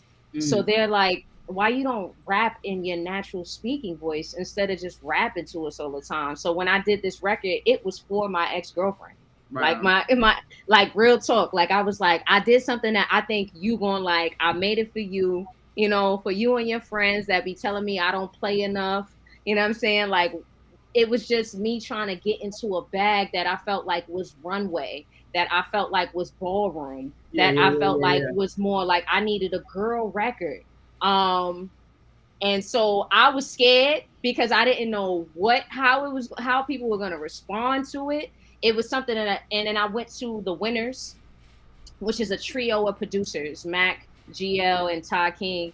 They they are a trio, the Winners, that I've worked with on 2 other projects, and they also did the Ella record, where I was like, yo, I need something that sound like Missy, and I sent a bunch of references, and this was one of the beats they sent me that I chose because I wanted Missy on the record. I just don't got Missy. I don't got Missy phone number yet. Right. So it was like, but I was like, respect. But if I make a female record, I want it to be something that I would want my little girl to listen to, not something that I feel like what you say, like not the entire song. So it was really just trying to be what I thought my version of a girl record would be for somebody like me. Like, how can I make this general to connect with us across the board, where it's not so like selective in who it represents, but it speaks for us. And then to leave it here with something that was me just having fun. Like I was like, I haven't heard nobody put that in a song. Like that shit is funny to me. So it was just me being my, my silly self. Even the I am like the skit aspect of it. That was like my ex-girlfriend was like, she said it reminded her of a record off of Tiana Taylor's album. I think the name of that song is "Work That Pussy," to be honest. But she was like, because she felt like it was ballroom, I was like, well, I don't know nobody that could speak on it that sounds like that. I hope nobody takes this the wrong way and feels like I'm imitating anybody in a negative way. It's not like that. It's really paying homage and just trying to execute the sound.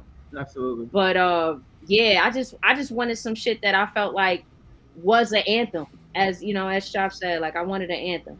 Hell yeah. Like I feel like I like it. You know what I'm saying? And I'm not somebody always out here looking for the girl song. You know what I'm saying? Like, but I'm over here. It gives me a feeling. It gives me a vibe. Like I said, I'm gonna let this shit charge me up while I'm about to go do something special, a little important, or really on the way to the Jimmy. That's where I really need to be. This is a good song for the lift, for the pump. You feel me? So an amazing track. Now we got one track left. My bad. Plug, what you said? Oh no, that was SheReal. Okay, got you. My bad. I want to shout out Q Butter in the chat. What's good? What you family? Happy you up in this thing. Make sure you hit that thumb real quick. We talking to SheReal about the new album. I don't rap about my pussy. You can find the album not on Apple Music, not on Spotify, or nowhere like that. You don't have to go to the website. Go to the source and get it yourself at SheRealTalk.com. Just like the sound, SheRealTalk.com is where you can find the most recent album. I don't rap about my pussy, but SheReal Talk is also where you can find her on Instagram. Talk, you know what I'm saying? Don't get left behind. Right, that car is a sign that this album is taking off. You need to be like the vehicle, okay? Get on board so that you don't miss the album as it's dropping. a lot of the things I want to ask a thematic question, right? This is not really track specific. I want to ask a question about what I'm really pulling from a lot of the things, what we got from the skit, I don't rap about my pussy, what we're getting from WTP Air It Out, what we're getting from the whole kind of conversation about this album is a question of what real hip hop is and what real hip hop fans want, right? Like, and so I think there are some questions that the listener has to end up asking themselves is like, what are you in this for? You know what I'm saying? What are you looking for? What are you searching for as a listener of and allegedly a fan of the art of hip hop, right? Not the product of it, not the component of it that gets projected to you, but the art form. And so I'm really about to make a projection based on this. And I just want to see if y'all are on my same page, if you agree or disagree. Because as I listen to what you're saying, I'm thinking about this whole notion of real rap fans. And I really feel like the people who are willing to overconsume pussy rap and even in some context drill rap or just rap that just seems to undermine kind of the vitality of black people in particular, right? I feel like they're not really rap fans. They're addicted to like the appendages or the side, the byproducts of what hip hop is. So like you don't really like hip hop, you don't really like lyricism, you don't really like beats and raps and shit like that. You really are like addicted to sex. Like you really, and I think about this in relation to shit to smoking. I'm gonna make this connection too, because I was thinking about how some people, even smokers who smoke big, will tell you to an extent, it stops being less about the weed and more about the oral fixation. You know what I'm saying? About the secondary or the tertiary shit that comes with it. Like I'm smoking and I'm high, but I also probably smoke as much as I do because the act of it stimulates something. So I feel like just like hip hop, like it's cool, I like it, but I really like sex. Like I really am narcissistic. So I love hearing niggas talk about themselves. Like I really am just a capitalist at heart. I'm addicted to money. It runs and rules my life. And you don't mean shit if you ain't got none, and I ain't shit if I ain't got none. So psychologically and mentally, I'm beating myself up because I'm addicted to these byproducts of the thing and not infatuated with the art form itself. I thought about this is what your album made me think. This is what you made me think about. So I guess just plug SheReal. Chat if y'all want to jump in, you can. Like, does that make sense? Do you think that's a plausible reality for the craft? I'm just riffing. What are your thoughts about it? I think it's the reason. I think that is the reason why we see the type of deterioration that we see, is because it's not. And then you hear this mostly from old heads, but it's like it's not about the art form, like it used to be. Like it's not about the wordsmithing like it used to be, because there isn't really respect for that. It's more so if I could sell records, I don't give who cares what I say. Like people, and the thing that I will never let go, that I'm so disappointed in rap fans for, is Future on the J Rock joint where that nigga hit the and everybody was just like, that's my favorite part. Why? For what purpose? For what reason? Like how it's the swag. It's the swag. That's a swag. That's a swag thing. Yeah, no, and I get it, right? Because that's the future. That's the appeal of Future. That's the appeal of Lil Baby. That's the appeal of Gunna. Like that's the appeal. I mean, you also had a Kanye that came out and said poopity scoop, poop, poopity doopity doopity scoop, poopity. And right. So and so it's like the reason why they don't respect the art form is because they care more about talking about having money. They care more about talking about being violent or being misogynist. You know what I'm saying? It is the projection of those things that matter more in terms of selling records, in terms of mass appeal and everything else, than actual what it is that represents what hip hop is. That's why I feel like Drake was put in the situation that he was put in, is because his music didn't mature. Right, Drake already had I feel like why people appeal to Drake, because he already had this sense of internal dialogue that most people did, but we didn't talk about, especially men, niggas millennial niggas that came up on backpack rap that cared about lyricism. That what set Drake apart was just these is conversations I be having in my head, nigga. I ain't supposed to be, you know what I'm saying, talking about emotions in this way. And then as his music progressed, it got more about what was popular as opposed to that continued maturation. You feel me? So you get to where Drake is now, and Kendrick could be like, nigga, you not like us because we saw that departure. Like not even you know, you got the black standpoint, but I even think from a millennial standpoint, like what the type of music you make and the people that made you who you are, that there was a departure. Like we no longer were aligned in what we thought or with the conversations we want to hear from you. Yeah. And the conversations you want to have. You feel me? And so I think it's really, I think the point that you made is valid, because if it was more about the art form, then we wouldn't have these conversations about quality that we have and about numbers and selling that we have. You feel me? Sure. Well, again, I never asked a question. I just said a whole bunch of shit. So SheReal, just in terms of what's been said. Yeah, respect. Okay, because I'm trying to figure out, so much was said just now that I want to pinpoint different things. I'm gonna try to go backwards if I can. With Drake, I feel like Drake, for somebody who was a fan of his early on, his core fan base that elevated him and put him on that pedestal, I feel like, yes, he shifted from it and we were looking for him to mature, but I also feel like he stays true to his brand in regards to highlighting trends, and just selling what's popular.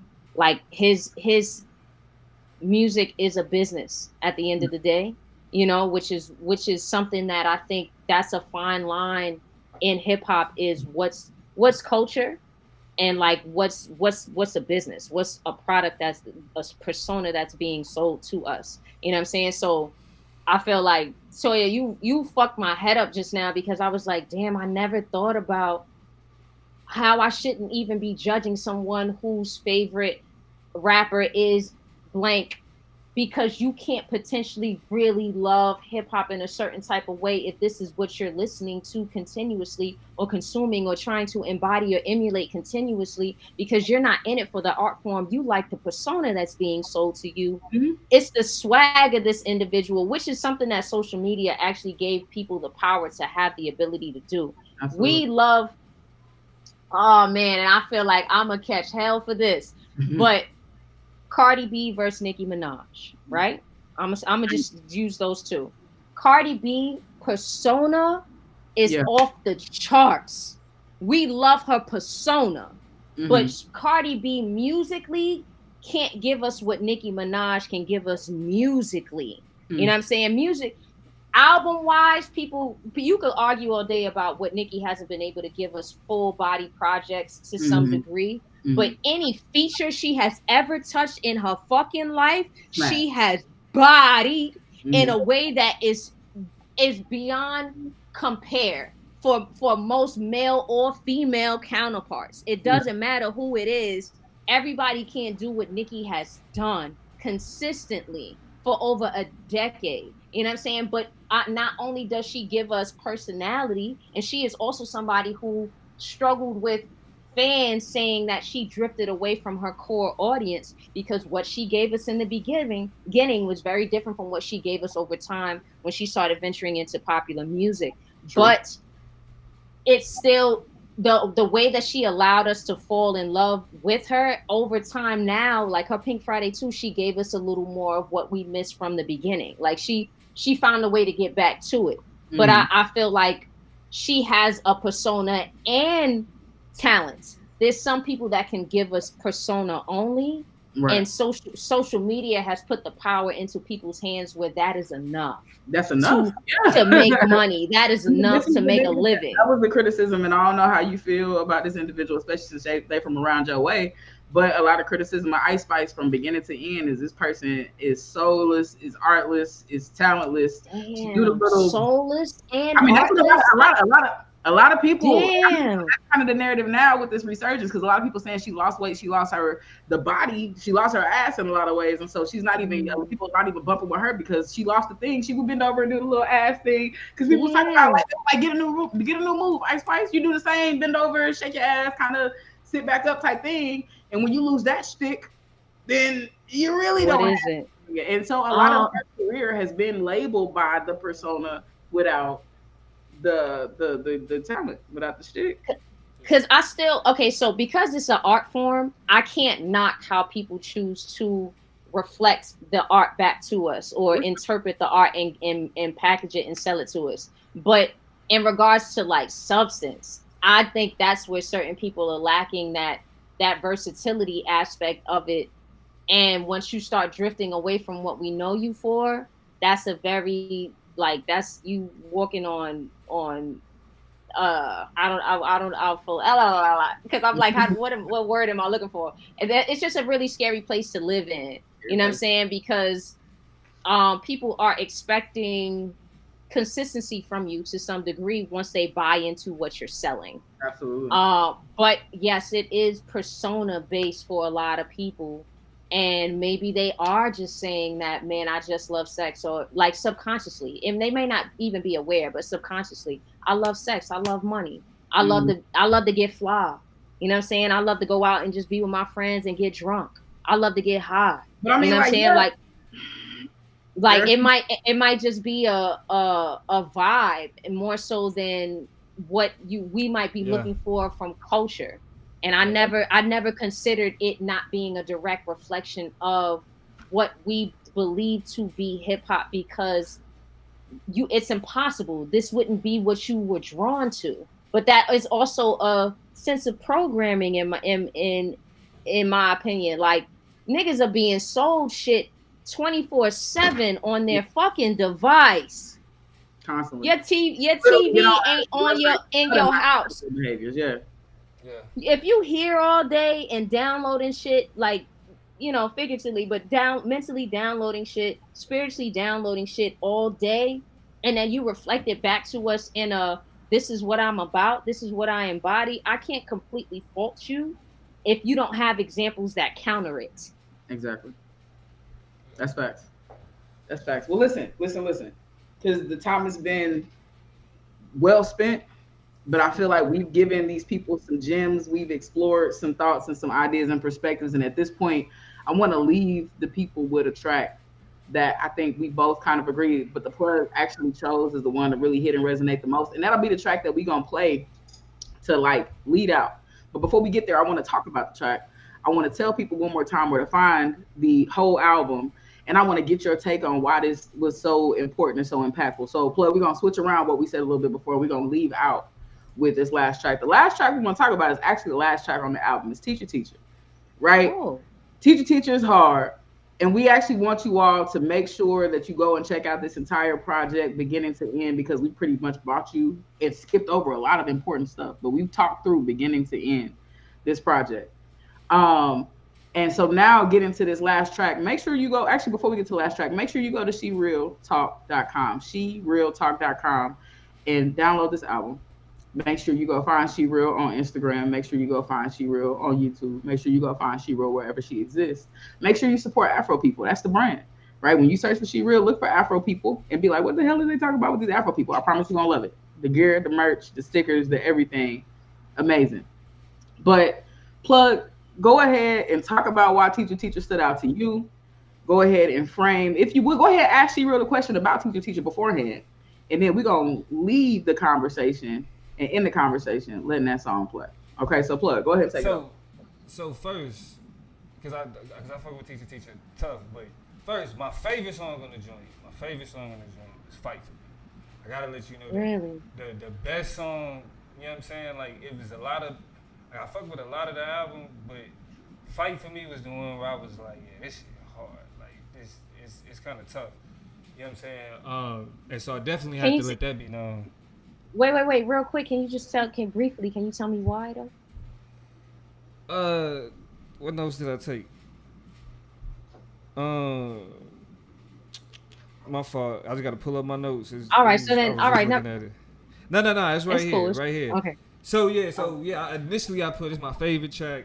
I feel like the beat, like the flow and the bars just work in unison so well that it's just like the song just flows. You feel me? Like this, it's, you know what I mean. Like, I think it's one of the songs that I feel like when, like, our generation, like the type of sound that we really fuck with, that resonate with us, the type of vibe that resonate with us. You know what I'm saying? I think it kind of fit in that, like, the type of sound that was created through, like, the big three that we call them of our generation, like the Cold Kid, like that kind of, it gives me those type of vibes. You know what I'm saying? Just because the rapping is hard, the beat hard, and then just like how you flow on the joint is just like I was just like immediately after the first time I heard it, I was like, this is my favorite song on the joint. You know Spoke to the soul. so, It sounded like it just kind of hit the heart. It was supposed to on the first listen. You know what I'm saying? Without having to build a relationship with it, is just the one that he called out first. So yeah. I was like, this is tough. But teacher though resonated with me as well because I mean as the type of people that care about education and the type of educational background that I come from. Toya went to the good school, you know what I'm saying? But like I graduated from a school that wasn't accredited. He's not lying, but he always brings it up. just so you know, you know what I mean? Like we both from Kansas City. You know what I mean? But Toya, she had a little bit of a better upbringing, even from the hood. So I give it that. Like Toya from the hood, like she lived down the street. You know what I'm saying? From where I grew up. But stop throwing up stuff. You know what I'm saying? But teacher though resonated because it was a poem that I read on social media. I don't remember the name of the author. My apologies, but I think it's called Because I Didn't Have a Pencil. And it's a child talking about like everything that it took just for them to get to school. You know what I'm saying? Like trying to figure out what to eat in the morning, helping your little brother and sister get dressed, avoiding you know what I'm saying, avoiding the perils of the block, like the type of shit that's around when you walk into school. You feel me? Just to get to school, and you not having a pencil, your teacher, you know what I'm saying, your teacher is ripping you, your teacher tearing you down, talking crazy to you. You know what I mean? And they're not taking into account everything that it took just for you to be there. You know what I mean? And I feel like this song kind of speaks to that because it's like, you know, like yes, I want to do my homework. These gunshots, you know what I'm saying, got us ducking though. It's hard to concentrate. I want to do my homework, but it's violence in my home. You know what I'm saying? And I don't have anybody to reach out to. And I think that like that part of education is like the home life part or the environment part gets ignored when we talk about you know, success, especially of black students. You know what I mean? And things like standardized testing and everything else. So like while the focus of educational institutions be one way, like the experience of children trying to make it through these institutions be so different. So I wanted to know from you what experiences did you have in education that made you feel like you needed to make this song?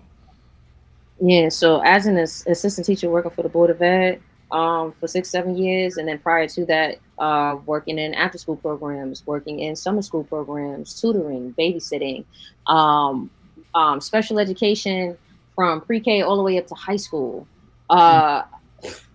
I feel like low key from the age of like 14 to my grown ass age, like there was probably very little time in my life that I did not spend watching somebody else's child or working with someone else's child.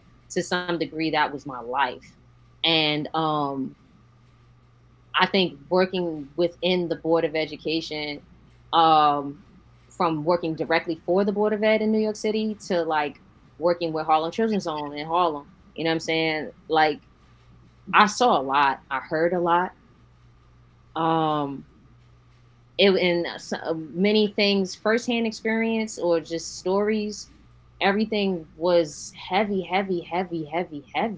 in regards to meeting a lot of children that were leading adult lives.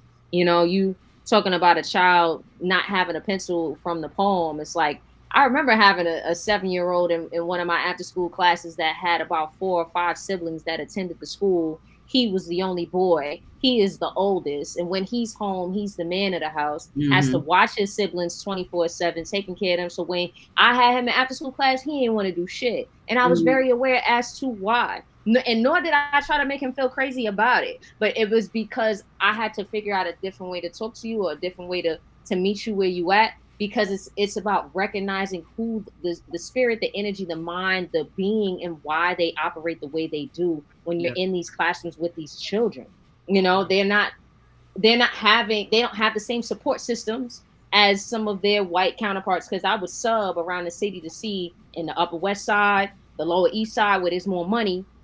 What do they have? You know, and I'm going into their building and it's like, what do you mean this elementary school is teaching these kids how to code? You know, or going into a school and every student in every classroom has a computer. How did y'all do this? I've never seen this in my life. You got 10 to 15 different parents walking around the school building all day from like every grade. You know what I'm saying? They have all the different rooms. One school had a garden inside their school building, a dance studio. They had a facility for the children that had physical issues where they could have all the resources and be able to do all the the occupational therapists have everything they needed to assist these kids. And then I'm going to Harlem and it's like this school doesn't have a gym. These kids running around in the cafeteria around the tables. Like what you mean? Like it was the conversations I'm having with different children that are in homes that there's an extreme amount of domestic violence. So they're coming to school trying to crack you over the head with a broom because you took a crayon. It's a lot. It's a lot going on. And so I felt like as a former teacher or assistant teacher, it was like, I want to tell a story. I want to tell a story from this angle. You know what I'm saying? Like I felt like I didn't as a hip hop lover, a hip hop fan, I don't know so many teacher anthems. It ain't a lot. On behalf of the teachers out there, I'm one. I don't know. School's out for the summer. That's all we go to when we want to go turn up. Is when are we free? So I mean that makes teacher even more beautiful. You know what I'm saying? Because the children that you're talking about that you work with are the young people who find themselves in my college classroom as adults, trying to figure out where they go from here after they've experienced a lot of that trauma, that rejection, that. You know what I'm saying? Like you recognized and focused on and paid attention and cared about their story. We have a lot of people who don't give a shit. Are you going to do it or not? You're going to sit down and shut up or you're not? Because if not, you can just go sit in the hallway. And then if you're not going to sit in the hallway, then you can just go sit at your house or sit in the street somewhere because you just get out of here. That is the solution to everything, right? So, so much about this resonates. Listen, we are about to play the final track of the show and then we're going to close it out. We've been talking to SheReal. Who has an amazing project called I Don't Rap About My Pussy. We've been talking about it, not even at depth or at length, which is why you got to listen to it yourself, but we've been flashing and popping in on a couple of different highlights that we really think make this project amazing. Make sure you go find it on SheRealTalk.com. SheRealTalk.com. No special spelling. It's exactly what it sounds like. SheRealTalk.com. Go find her on Instagram. Go find her on YouTube. Go Google her so that you can see everything that she's done and been a part of so you can appreciate her how we appreciate her. This album is solid. She's solid. Plug, I don't know about you, but I feel like we've been having an amazing conversation. Yeah? Yeah. I appreciate you, SheReal, for sure, for coming through. We appreciate the work that you're doing. Disrupting the norms, you know what I'm saying, and how we, you know, take in this art form and everything else. So, you know what I mean, again, like you got fans in the chop up, and whenever you want to be back, just let us know. That's it. Chop is with you. This is home for you. Hey, in the chat, even if you're listening to the show after this live show, drop some comments on how you feeling about these tracks. Drop a comment if you feel like it's crazy. Make sure y'all are a part of the discussion we've been having, even after the live version of it. Hit the bell, hit the thumb if you up in this thing. We love y'all. We're going to see y'all next week. This has been SheReal. This has been the Chop Up Show. This is Teacher off the album I Don't Rap About My Pussy. And we out. We out. Teacher, I don't really wanna go home. Teacher, why they never leave me alone? Teacher, my sister just up and ran away. Teacher, they was shooting on my block today. Teacher, my mama got a beating from a man. Teacher, I'm upset and nobody understands. Teacher, why these kids always laughing at my clothes? Teacher, when my daddy gon' come back home? Teacher, my uncle tried to touch me there. Teacher, I can't sleep cause I got nightmares. Teacher, fuck this, I don't wanna be here. Teacher, if I can't read it, why the fuck do you care? Teacher, why it's always cops in the area? Teacher, I'm only fed in the school cafeteria. Tell him watch his mouth or I'ma send him to his burial. Teacher, looking at the truth in my youth is getting scary, bro. Holes in his pants and his shoes, ain't got too many options. Parents' pockets ain't popping like Jay's dropping his posture. Something to share, clear his mind's held hostage. Peers point and laugh, that's the barrel to his nostrils. Tummy starts to rumble like Jackie Chan in the Bronx. The pencil taps in his palm. Don't say beyond when the lights is on, but still performs. Above the grave, might pave the way, make history in major ways. A Cape Crusader saved the day, but no Batmans or Bruce Wayne's in the ghetto. Never blasting rock and roll, but still carry heavy metal. OGs broke it in them corner boys, they telling not to settle. Screaming Jesus when them boys patrol and treat them like the devil bodies. Dropping it's the daily news when blacker than the kettle, smoking pot. Try not to pop or lose it, it's inevitable. The cycle that he sees is seasoned. Only Steph Curry, MVP of leagues, are leaving as he blocks off the noise of the chitter chatter. They raise up out of their seats, racing for that recess break. He pauses, lags behind like a lost relay. Looks me in my eyes and starts to say, teacher, teacher, I don't really wanna go home. Teacher, teacher, why they never leave me alone? Teacher, teacher, my sister just up and ran away. Teacher, teacher, they was shooting on my block today. Teacher, teacher, my mama got a beating from a man. Teacher, teacher, I'm upset and nobody understands. Teacher, teacher, why these kids always laughing at my clothes? Teacher, teacher, when my daddy gon' come back home? Teacher, teacher, my uncle tried to touch me there. Teacher, teacher, I can't sleep cause I got nightmares. Teacher, teacher, fuck this, I don't wanna be here. Teacher, teacher, if I can't read it, why the fuck do you care? Teacher, teacher, why it's always cops in the area? Teacher, teacher, I'm only fed in the school cafeteria.